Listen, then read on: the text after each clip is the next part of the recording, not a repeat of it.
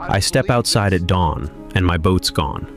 11 years in my driveway, a 32-foot decommissioned U.S. Navy patrol vessel, battle-scarred fiberglass, faded gray hull from real service. Now, tire gouges in the concrete, a deep scrape, dead grass rectangle where it sat. A Karen had stormed my porch. That eyesore kills property values. Remove it, or else. I nodded politely, closed the door. She raged, called a tow truck overnight, hauled it off my property like trash.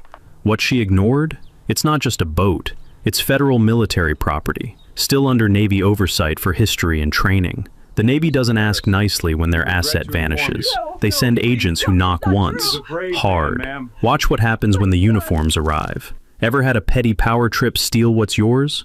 Drop your branch or state below. Navy vets, sound off. My name doesn't matter much for this story, but my history does. I'm a retired Navy petty officer, 22 years, 2 deployments, 1 bad knee, and a pension that lets me sleep at night. After I hung up the uniform, I settled in Crestwood Pines, a quiet subdivision outside Roanoke, Virginia. The kind of place with good neighbors, decent schools, and roads smooth enough that you don't have to realign your truck every 6 months. The boat was a 1987 Bertram 31 sport fisherman. To most people, it looked like an aging blue and white workhorse with a faded stripe and a diesel engine that smelled like 40 years of honest use. That rich, oily, mechanical perfume that real fishermen recognize the way chefs recognize a good stock. To me, it was the thing I'd rebuilt from a stripped hull over 3 winters. Every weld, every line of caulk, every foot of new electrical wire. I'd put it there. The boat had also done 1 tour of duty of its own. It was registered as a documented vessel with the U.S. Coast Guard under a historical maritime preservation classification because the hull had verifiable service records going back to a Navy auxiliary contract in the late 1980s. That classification mattered more than I knew at the time. I'd kept the Bertram on a concrete pad beside my driveway since I moved in. 11 years. The HOA's original CC and Rs, the covenants, conditions, and restrictions, allowed recreational vehicle and watercraft storage on private driveways or adjacent pads, as long as the unit was screened on 2 sides. I had a cedar privacy fence on 2 sides. I had the paperwork. I had photographs dated every year since 2013. The crunch of that gravel driveway under the boat trailer wheels was as familiar to me as my own heartbeat. Then Darlene Whitlock moved in. Darlene was one of those people who treat a subdivision HOA like a small principality they have personally inherited. She was maybe 62, retired from some kind of mid-level county assessor's position, and she arrived in Crestwood Pines with the energy of someone who had been waiting her whole life for a kingdom. She ran for HOA board president 8 months after she moved in, won by 6 votes, mostly people who didn't show up to vote, and immediately began reinterpreting every rule in the CC and Rs as though she were the Supreme Court. She didn't like my boat from day one. The first time she knocked on my door, and I remember this clearly because I'd just come in from mowing, and my shirt smelled like cut grass and motor oil and sunscreen.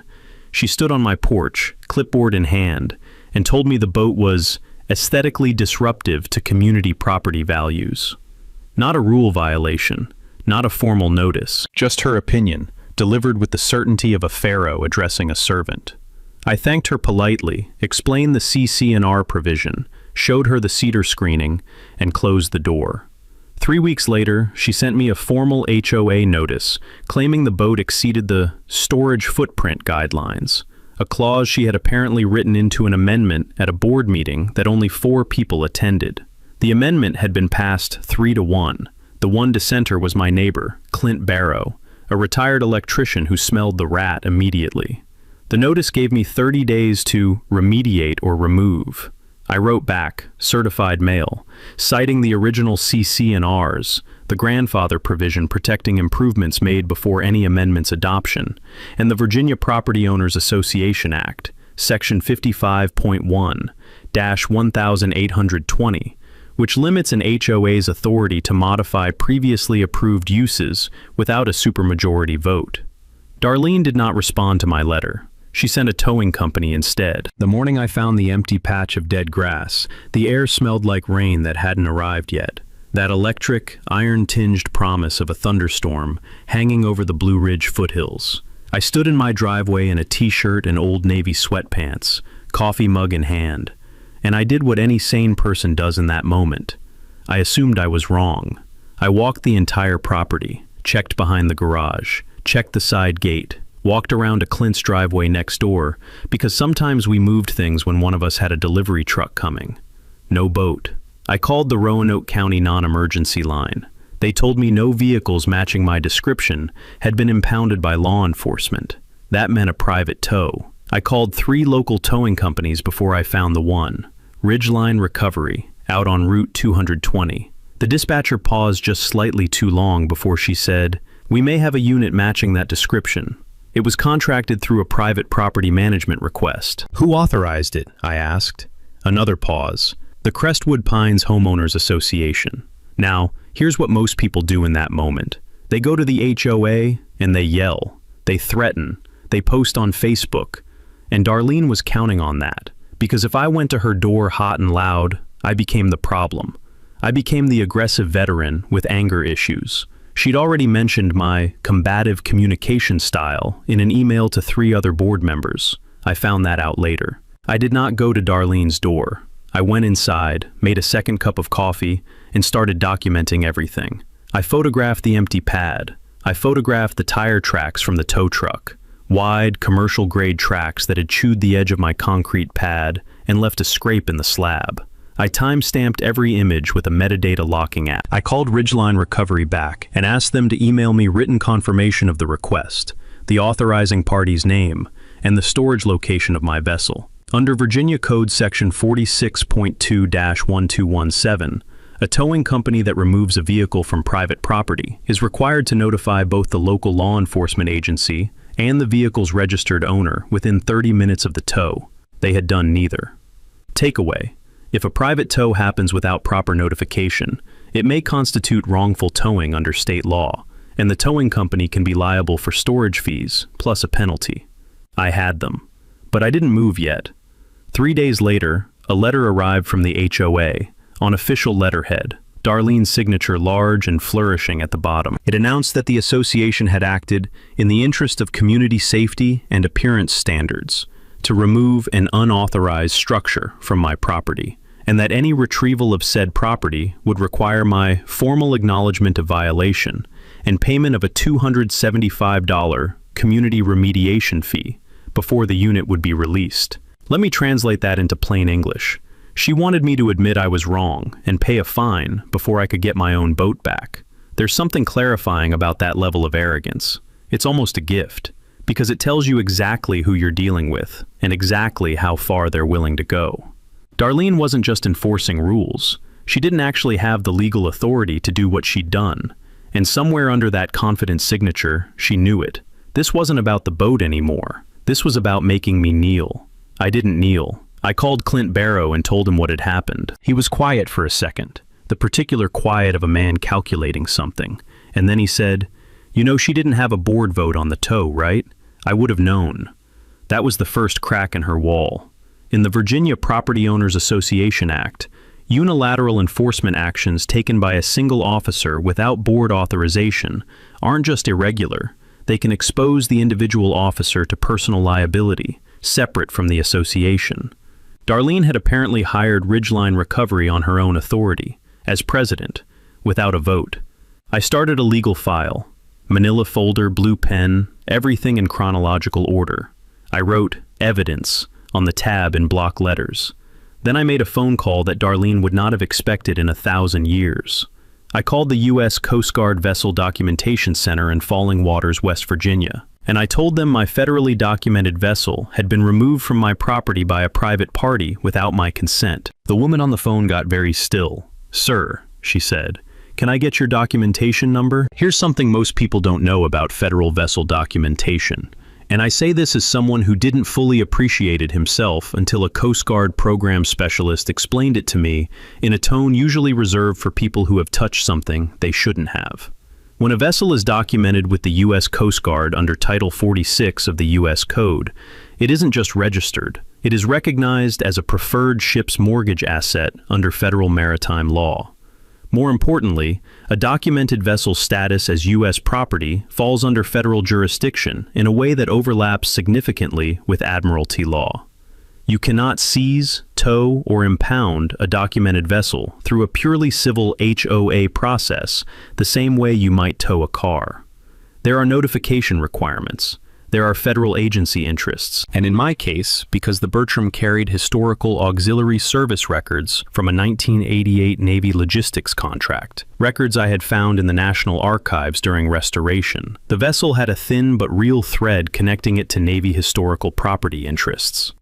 Takeaway: if your boat is U.S. Coast Guard documented, an HOA towing it without court order or law enforcement involvement may be interfering with federally recognized property, which is a different legal problem entirely. I explained this to a maritime attorney named Prescott Galloway, who practices out of Norfolk and who I found through the Virginia State Bar's referral directory. Prescott listened to the whole story in about 12 minutes and then said, with the pleasurable calm of a man who sees a clear path, "They walked into this. I'll have a demand letter out by Friday."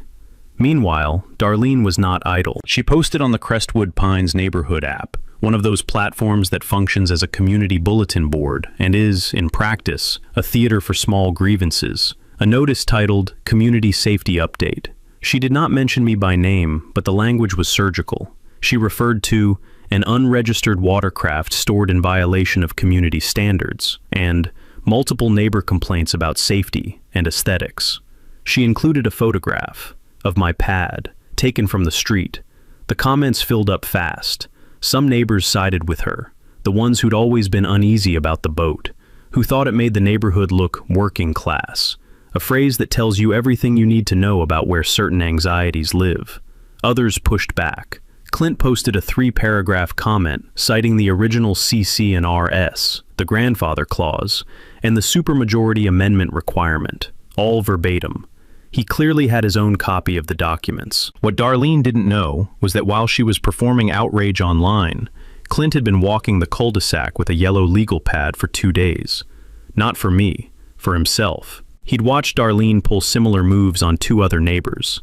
A woman named Bet Strom, who'd been ordered to remove a therapeutic hot tub that predated Darlene's amendment, and an older widower named Gerald Foss, who'd received 3 notices about a hand-painted mailbox that had stood for 15 years.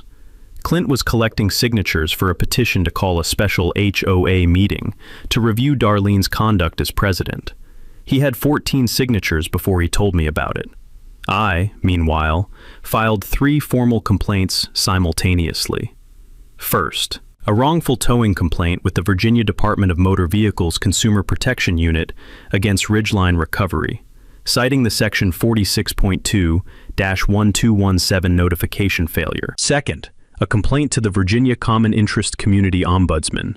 Yes, that's a real office, citing the HOA's failure to follow its own amendment adoption procedures. Third, I called the Navy's Judge Advocate General's office in Washington and explained the historical documentation situation. They were, to put it mildly, intrigued. The JAG paralegal I spoke to, a young woman who had the brisk efficiency of someone who handles 17 problems before lunch, asked me to email the vessel's historical records, the Coast Guard documentation number, and a summary of the tow circumstances.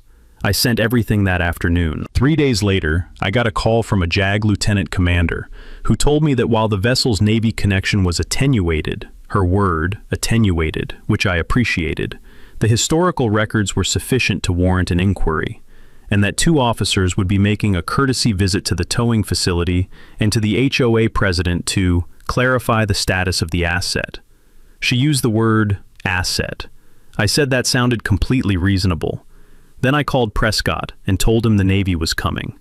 He laughed for about 4 seconds straight, which for a maritime attorney is the equivalent of a standing ovation. Darlene found out about the complaints the way arrogant people always find out bad news, too slowly and all at once. The Virginia Ombudsman's office sent a formal inquiry notice to the HOA's registered agent, which was Darlene herself, within 5 business days of my complaint.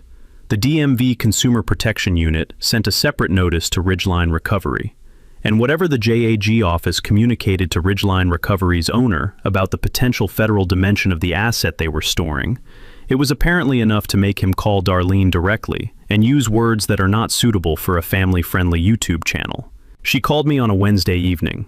I was grilling on the back deck. Pork chops, a little garlic, the smoke rising slow and sweet in the September air, when my phone buzzed with her number. I let it ring twice, thought about the call recording app I downloaded the night before, and picked up. Virginia is a one-party consent state for call recording. That means as long as one party to the call consents to the recording, it's legal. I was the one party. I consented. I hit record. Takeaway. In one-party consent states, you can legally record any phone call you're a participant in. Always verify your state's law first, but in Virginia, this is straightforward. Darlene's opening move was warmth. The particular warmth of someone who has just discovered they are standing on thin ice and would very much like to back up. I think there's been some miscommunication, she said, and I'd really like to see if we can resolve this neighborly, without involving outside parties.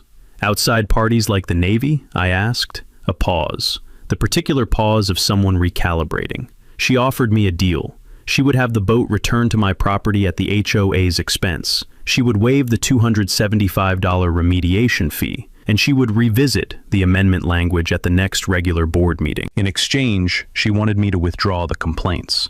I told her I appreciated the call and that I'd think about it. I did not think about it for very long. The complaints stayed filed. The recordings went to Prescott.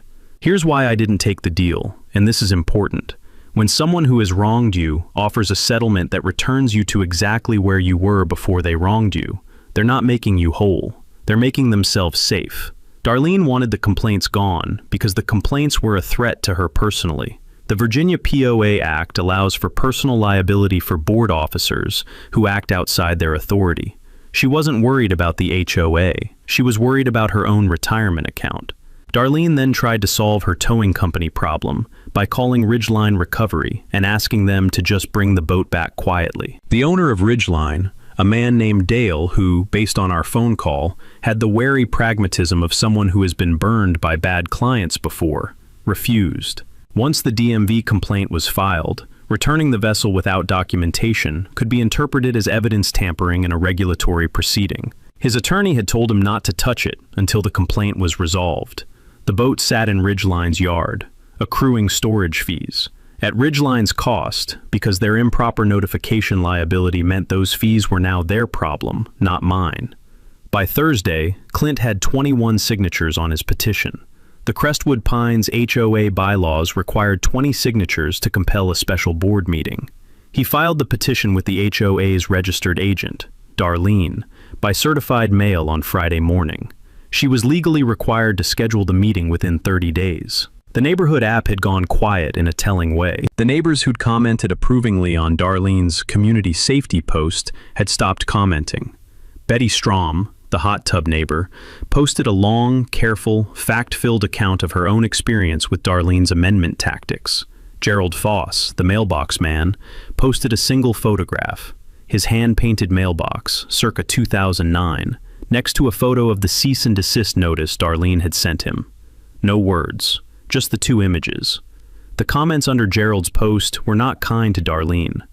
I went back to my pork chops. They were slightly overdone by then, but some things are worth the sacrifice. Prescott called me on a Tuesday morning, and I could tell from the first 2 seconds of his voice that he'd found something good. Maritime attorneys are not, as a profession, given to dramatic announcements. They prefer understatement, the way surgeons prefer calm. But there was a particular quality to his voice, a compression, like something barely contained. "I've been reviewing the HOA's financial disclosures," he said. "You're going to want to sit down." I was already sitting. I sat a little straighter. Under the Virginia Property Owners Association Act, HOAs are required to maintain financial records and make them available to members upon written request within 10 days. Clint had made that request 3 weeks ago, quietly, formally, by certified mail, and the HOA's treasurer, a neighbor named Vaughn who was starting to understand he'd been a rubber stamp for Darlene, had dutifully complied. The financial records told a story. First, the amendment that gave Darlene authority to pursue storage violations and authorize enforcement actions had been passed at a meeting where only 3 of the 7 board seats were represented. The HOA bylaws required a quorum of 5 board members for any vote on amendments to enforcement procedures. 3 is not 5. The amendment was procedurally void. It had never been valid. Takeaway: HOA amendments passed without proper quorum are legally unenforceable, and any enforcement actions taken under them may expose the board to personal liability. Second, and this was the one that changed everything, Darlene had not paid Ridgeline Recovery out of her personal funds. The HOA's checking account showed a payment of $412 to Ridgeline Recovery Towing on the date of the tow. She had used association funds to remove my boat without a valid vote, without proper quorum, under a void amendment.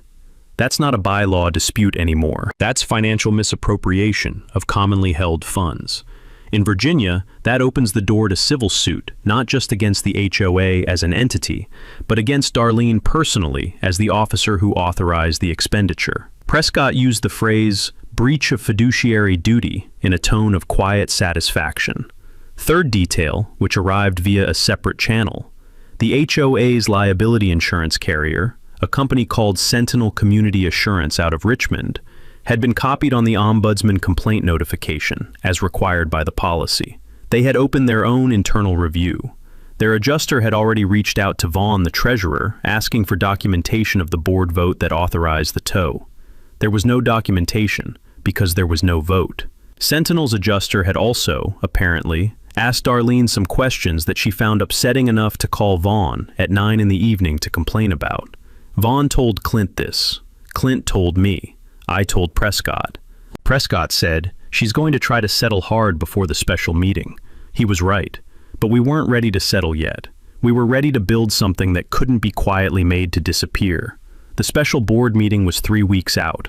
The JAG officers were scheduled to visit the following week, and I had an idea that had been forming since the day I found that empty patch of grass. An idea about how to make sure that when the public moment came, there were enough witnesses that no version of events except the true one could survive. It was time to stop being reactive and start building the stage. I am not a naturally patient man. The Navy taught me patience the way cold water teaches swimming, through sustained discomfort until it becomes instinct.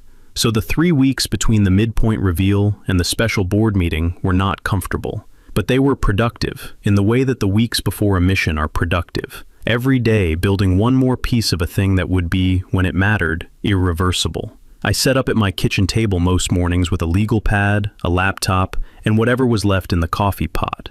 The table had that slightly sticky varnish texture of old furniture that's been cleaned 1,000 times, but never quite fully restored. I'd meant to refinish it for years. I didn't mind it now. It felt like a working surface. Prescott filed 2 things simultaneously. First, a civil complaint in Roanoke County Circuit Court naming Darlene Whitlock individually and the Crestwood Pines HOA as defendants, alleging wrongful towing, breach of fiduciary duty, violation of the Virginia POA Act, and negligent enforcement of a procedurally void amendment. Second, a motion for preliminary injunctive relief, asking the court to order that no further enforcement actions be taken under the void amendment until the lawsuit was resolved. The injunction motion was designed specifically to freeze Darlene in place, to make any further harassment a contempt of court issue rather than just another complaint to file. Takeaway: a motion for preliminary injunction can stop an HOA or individual from taking further action against you while a lawsuit is pending. It's a legal pause button, and courts grant them when the plaintiff can show likely irreparable harm. At the kitchen table, I built a damages spreadsheet. This sounds dry. It was actually clarifying in a deeply satisfying way. Line 1, daily storage fee at Ridgeline Recovery, which their own rate sheet priced at $45 per day. I was not paying this. It was their liability, but it was accruing as a number that would appear in our demand. Line 2, documented depreciation from improper outdoor commercial storage versus my covered pad. Line 3, lost use of the vessel during prime fall fishing season. I used charter rate comparisons from 2 Roanoke Valley fishing guides as a proxy figure. Line 4, my attorney fees, invoiced and itemized. By the time I was done, the number was uncomfortable for a retirement account. Clint organized the neighbor side. He's the kind of man who makes organizing look like conversation. He'd stop by someone's driveway while they were getting the mail, chat for 10 minutes, and by the end they'd agreed to attend the special meeting and bring their own documentation. He recruited Betty Strom, who brought her original CC&R copy with her amendments highlighted, and Gerald Foss, who showed up with a shoebox of certified mail receipts. Every single notice Darlene had ever sent him, answered, ignored, and cataloged. I reached out to a reporter named Sinclair Pruitt at the Roanoke Valley Examiner, a scrappy local paper that covered county government with the enthusiasm of an outlet that knew it was the last line of accountability between residents and the people making decisions about their lives. Sinclair had covered HOA disputes before, and had, he told me, a file on Crestwood Pines that he'd been meaning to revisit. I gave him the ombudsman complaint number, the civil case filing number, and the name of the JAG officer handling the vessel inquiry. I told him the special meeting was in 18 days. He said he'd be there. The Navy piece required the most delicate coordination. The JAG lieutenant commander, I'll call her Commander Reyes, a name I've changed slightly for professional courtesy, had planned to conduct her courtesy inquiry at the towing facility and then separately at the HOA president's address. I asked, carefully, whether there was any scheduling flexibility. I explained that a formal community meeting was occurring, at which the HOA's conduct would be under direct review by members, and that the presence of federal officers conducting an inquiry into a vessel connected to that conduct might be, in terms of timing, clarifying for everyone involved. Commander Reyes was quiet for a moment. "We do have some flexibility," she said, "on timing." The special board meeting was scheduled for a Thursday evening at 7 p.m. in the Crestwood Pines community room, a low-ceilinged space with fluorescent lights, folding chairs, and the persistent faint smell of stale coffee and carpet cleaner that clings to every community meeting room in America. I knew the room. I'd been to plenty of meetings there. I knew exactly where the front table was. I knew where the door was. I knew where 40 folding chairs could fit. I reserved 40 folding chairs. The civil lawsuit landed like a stone in a still pond, and Darlene's reaction was to try to cap the ripples before anyone noticed how wide they were spreading. She hired an attorney, a local real estate lawyer named Burton, who handled mostly closings and whose experience with HOA litigation was, from what Prescott could tell after reviewing his one previous HOA case, limited. Burton sent Prescott a letter suggesting the lawsuit was premature and that the parties should explore mediation before escalating to litigation.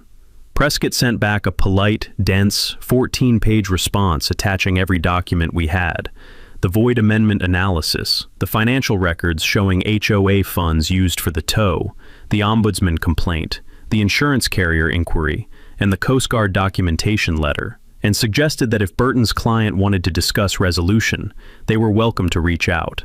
Burton did not respond for 9 days. During those 9 days, Darlene apparently called the owner of Ridgeline Recovery, Dale, and asked him whether any of the towing records really needed to be preserved in their current form. She used language that Dale later described to Prescott's paralegal as asking me to make the paperwork go away. Dale, who by this point had his own attorney and his own DMV complaint to manage, was recording the call. He had learned, belatedly, about one-party consent. He sent the recording to his attorney. His attorney sent it to Prescott. Prescott sent it to the Roanoke County Commonwealth's attorney's office, with a cover letter politely suggesting they might find it relevant.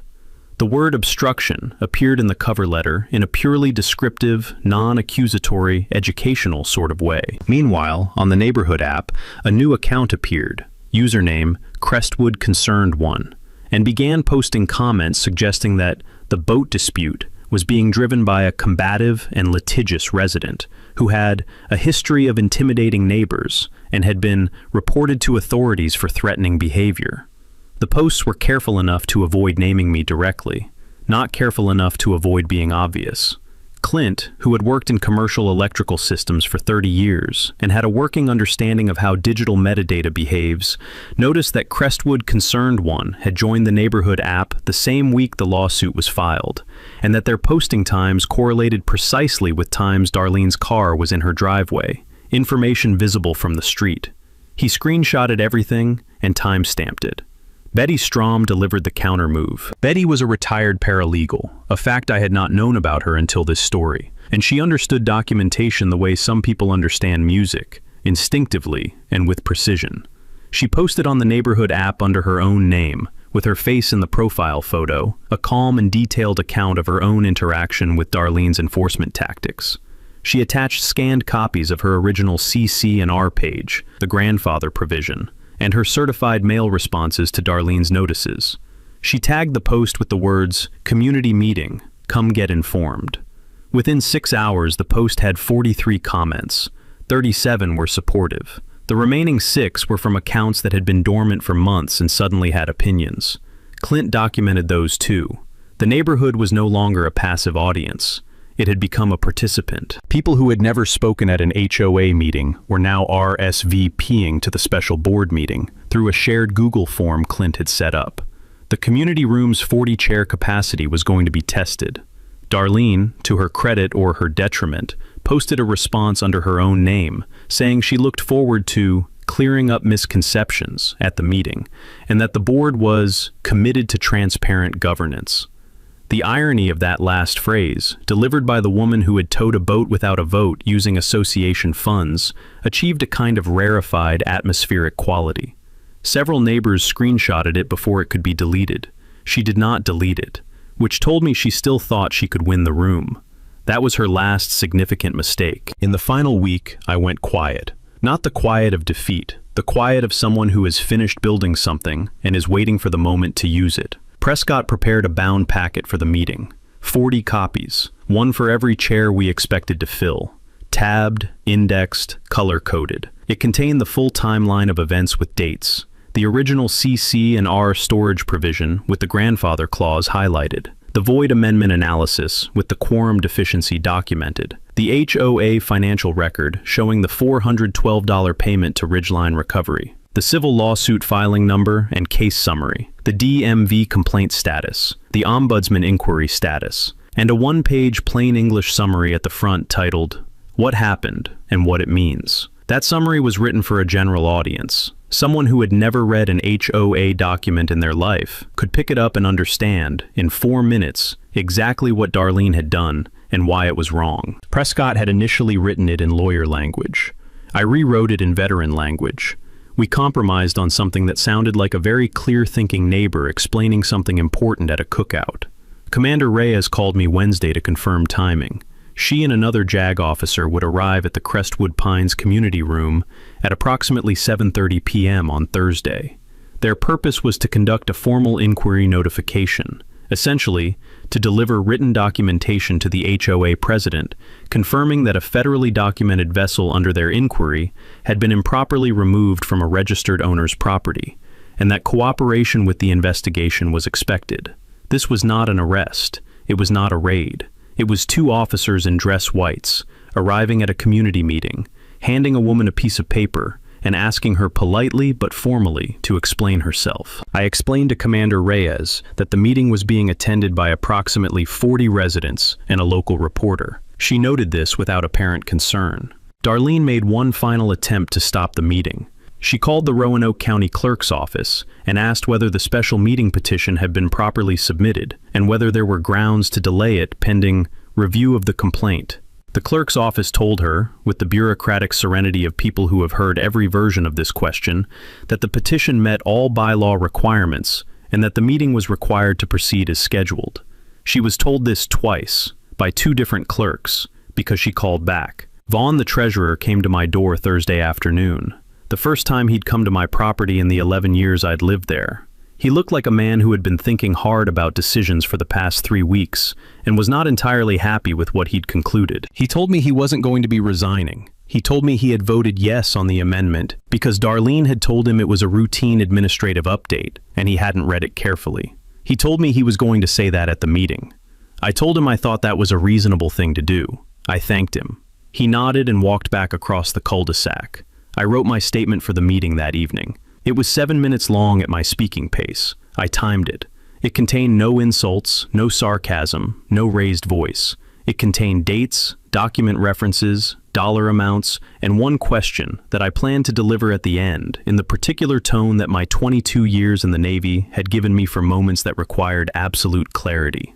Who authorized the removal of my property using shared funds without a lawful vote?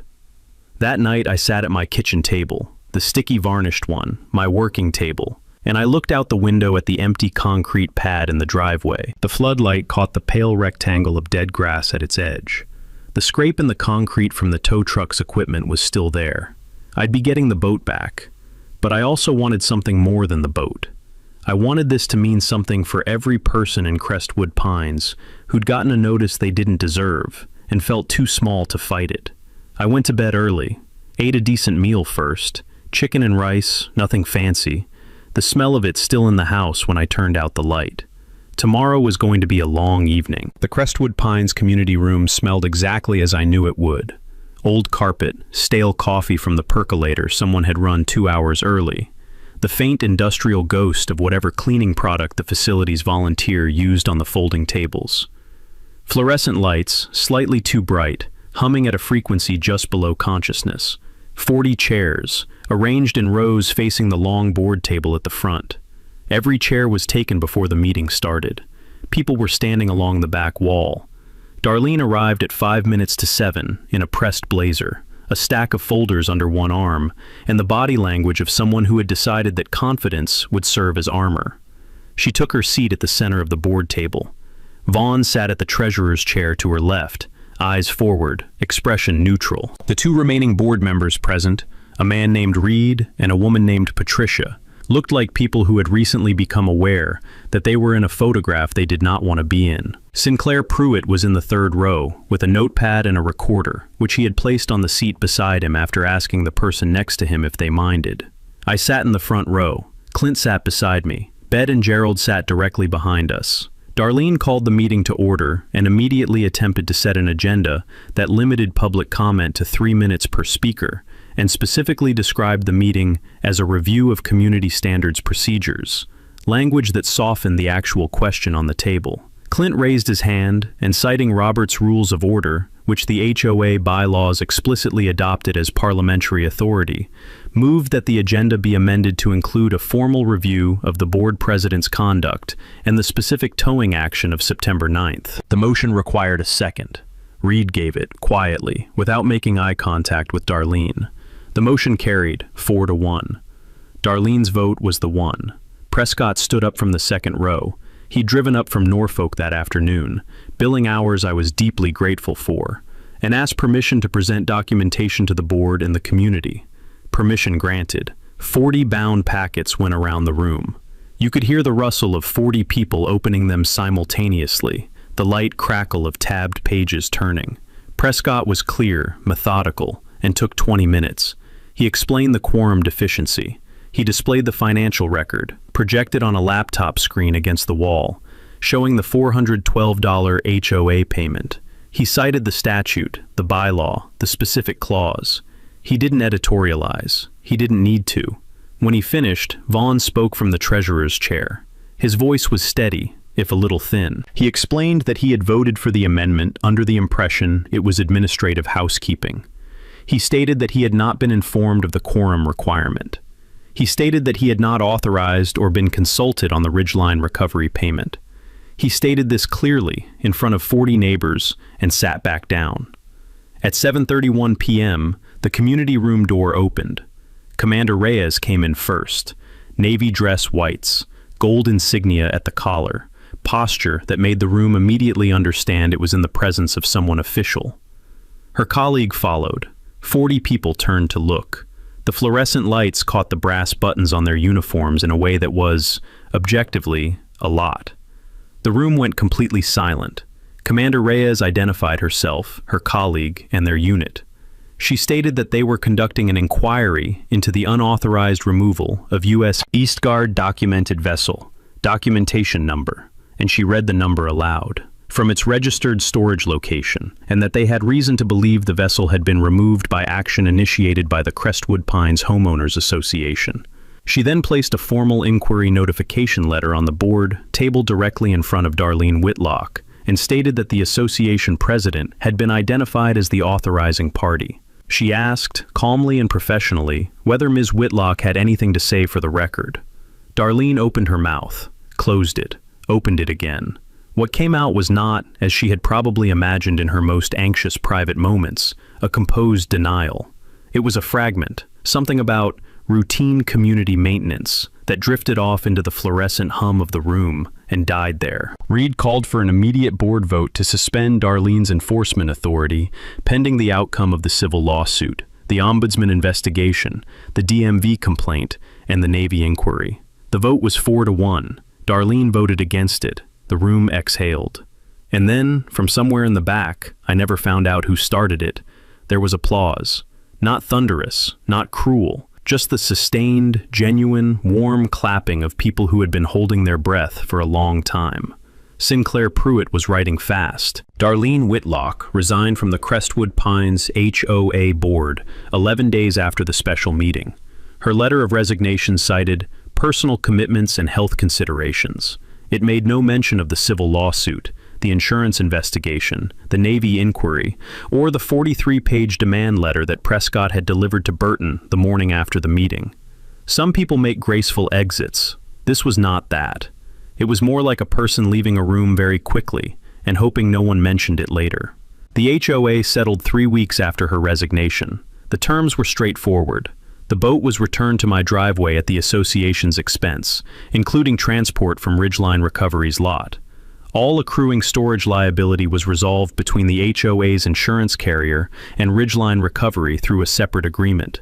I was not party to that negotiation, but I understand it was not pleasant for either side. My attorney fees were covered. A written apology was included in the settlement, not one of those non-apology apologies, but a clear, factual acknowledgement that the enforcement action of September 9th had been unauthorized, improperly funded, and procedurally void. Ridgeline Recovery reached a separate settlement with the DMV, a civil fine for the notification violation, mandatory staff training on tow notification requirements, and new internal protocols for private property removal requests. Dale, for what it's worth, was not a bad actor. He got played by a client who didn't tell him the full picture. He sent me a brief, sincere email. I don't hold anything against him. The Navy inquiry was formally closed without further action. The vessel's historical connection was real, but thin, as Commander Reyes had originally indicated, and once the boat was returned to its registered owner, the federal interest was satisfied. The inquiry notification letter, however, is permanently filed in the Crestwood Pines HOA's official records, which means every future buyer of a home in Crestwood Pines who does proper due diligence will find it. Some forms of accountability are architectural. The new board, led, temporarily, by Reed as acting president with Clint as a newly elected member, spent their first 3 meetings doing what boards are supposed to do. Reviewing the CC&Rs clearly, establishing a formal amendment adoption procedure with proper quorum documentation, and creating a resident accessible summary of all enforcement rules so no one would ever again receive a notice based on a rule they hadn't been informed existed. The Bertram came home on a Wednesday morning. The tow truck, a different company, not Ridgeline, backed it carefully down my driveway and settled it on the concrete pad with a gentle, final clunk of the trailer hitch. I stood there in the same sweats I'd been wearing the morning I found it gone, and I put my hand on the hull. Fiberglass is a strange material. It has no temperature of its own, just reflects whatever's around it. It was cool from the morning air and smooth under my palm, and it smelled faintly of the particular diesel and salt ghost that never fully washes off a working boat. I stood there for a minute, just that. The community benefit was Clint's idea, and I want to say that clearly.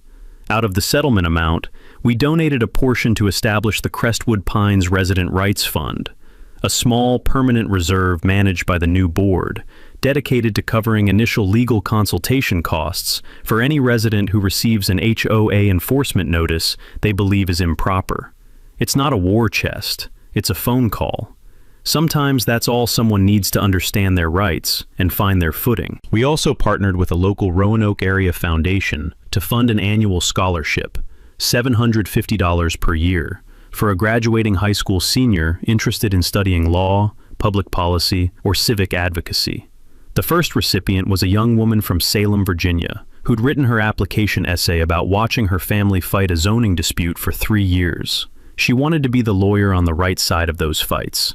That felt like the right place to put the money. As for me, the boat went back in the water the following May. The diesel engine turned over on the third crank, which for an 87 Bertram is practically a standing ovation. I took Clint out first. We caught nothing of particular size, but the weather was good and the coffee was hot, and we sat on the water for 6 hours and barely talked, which is the best kind of fishing.